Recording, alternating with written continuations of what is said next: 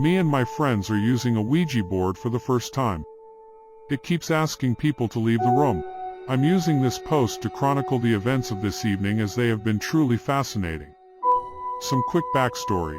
The small section of the city that me and my friends live is generally known to be haunted.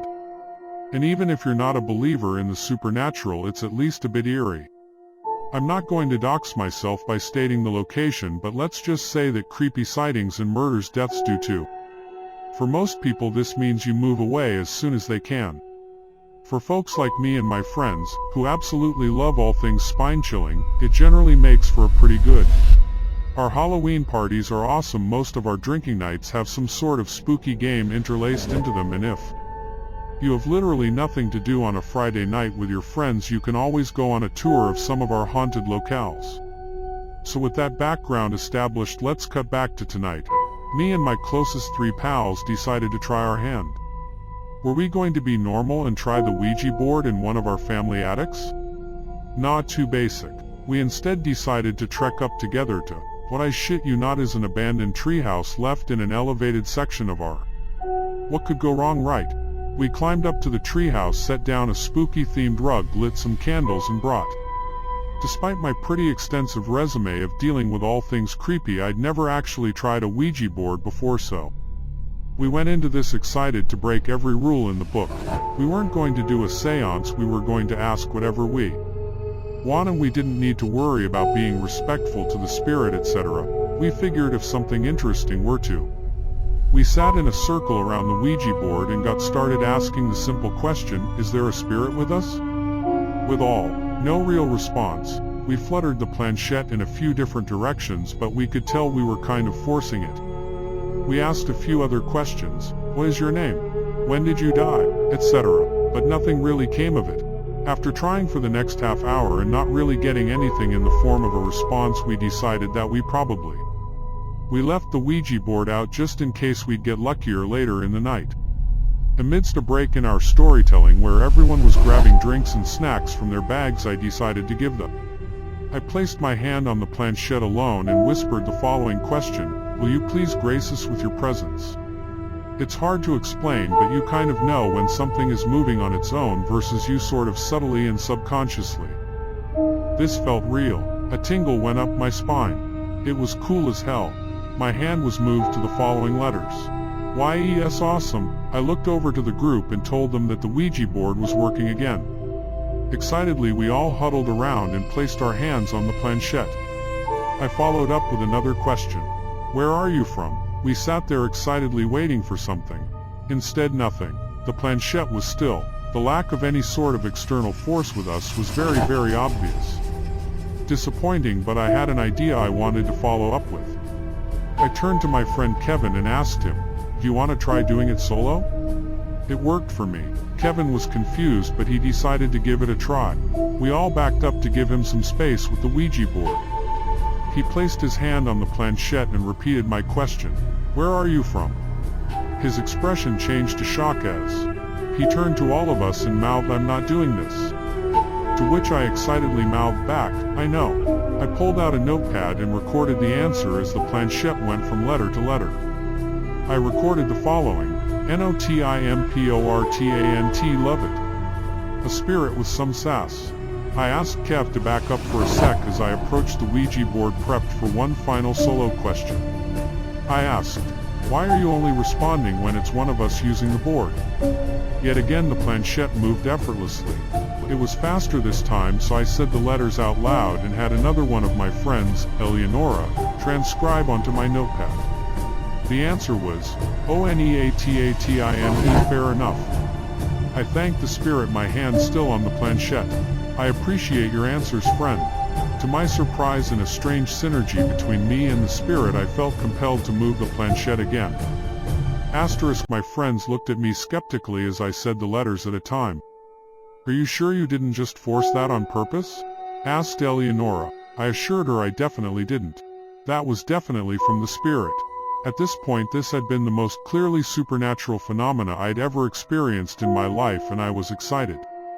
My friends, usually unflinching and made of ice, were a little bit thrown.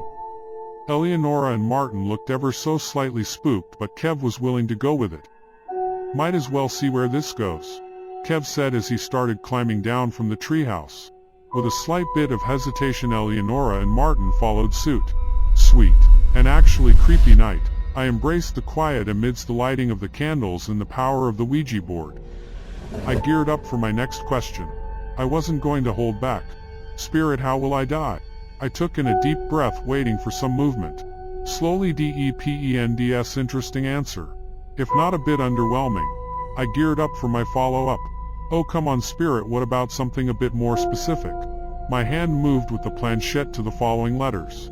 I tried hard to focus and connect the letters since I didn't have anyone to transcribe with me.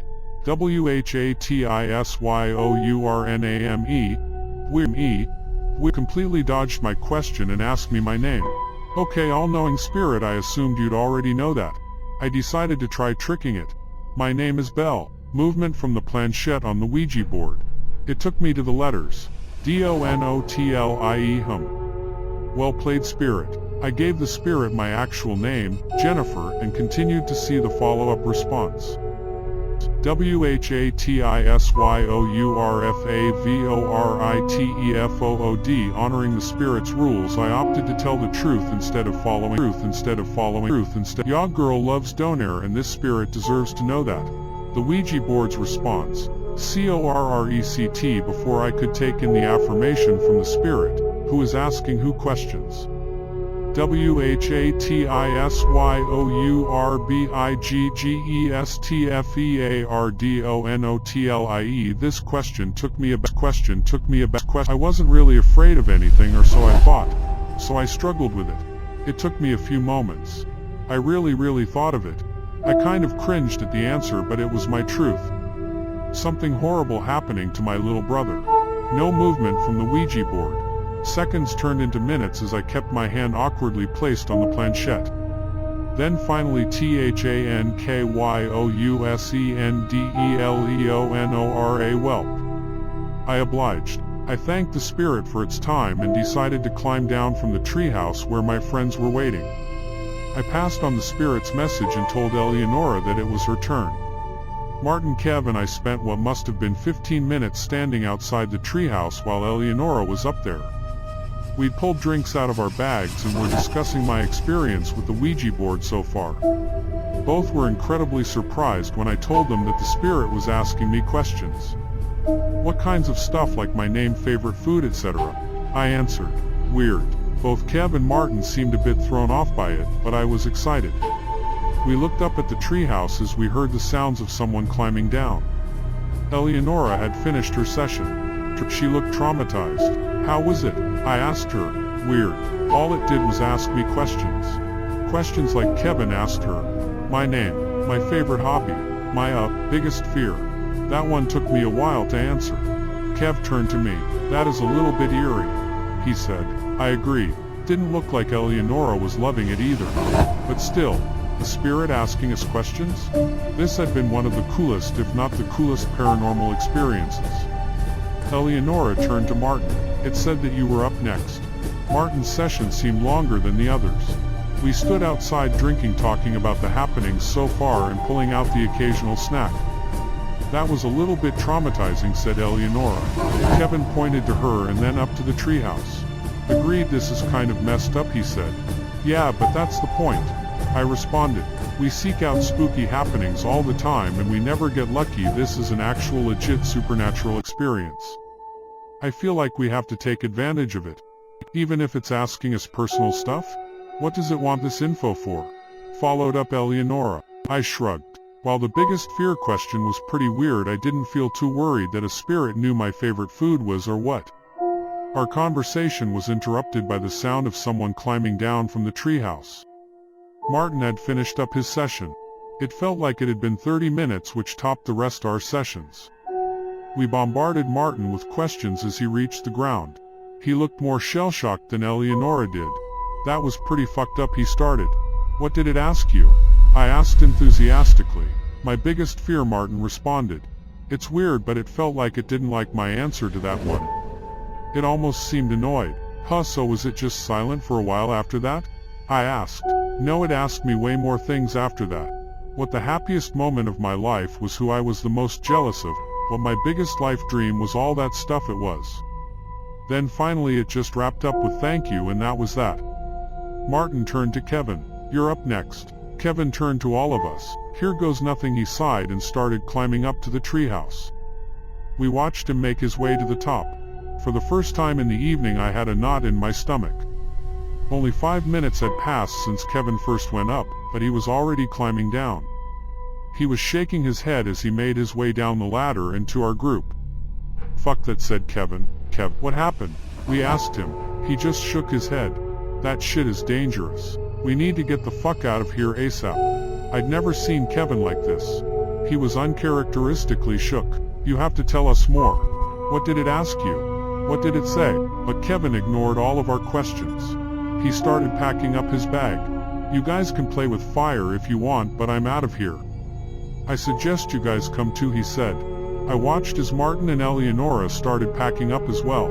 I had bad feelings throughout this whole thing. I think we should leave, said Martin. Guys, what the hell? Just cause it's unsettling doesn't mean we have to pack up. We can just hang out up there and do something else, I said back. This doesn't feel right, said Eleonora. I watched them as they all took a few steps away from the treehouse and towards the forest. You coming? Asked Kevin. I stood my ground. Kevin just shook his head and started heading out on his way.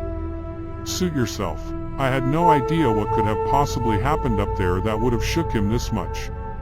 He had already started walking as Martin and Eleonora pleaded with me to come with them. I said no. Begrudgingly they all left. You're probably wondering, wasn't I scared? Especially now that I was alone? The answer was yes, but something in my soul told me that I was up next. I'd spent my whole life waiting for something that was truly supernatural to happen, and now it was in front of me. With my fingers jittering, I climbed up to the treehouse as my friends departed. It took me a moment to pull together the bravery to put my hand on the planchette. The candles were still lit. The setting was just right. Finally I spoke to the spirit again. Why are you asking us all these for a few minutes? Then my hand moved with the planchette slower than usual. The answer. TOCONFIRMMYSUSPICIONS. Confirm your suspicions of what? Movement from the planche. Movement from the planche. Move board. ONEOFYOUISNOTWHOYOUSAYYYOUARE. What are you tar-e? What are you tar-e? What are you tar-e? What are you tar-e? Like nothing I'd ever heard before. What the fuck? The planchette was moving on its own now. The small section of the city I live in is generally known to be haunted. I think I know why. It's time for me to leave.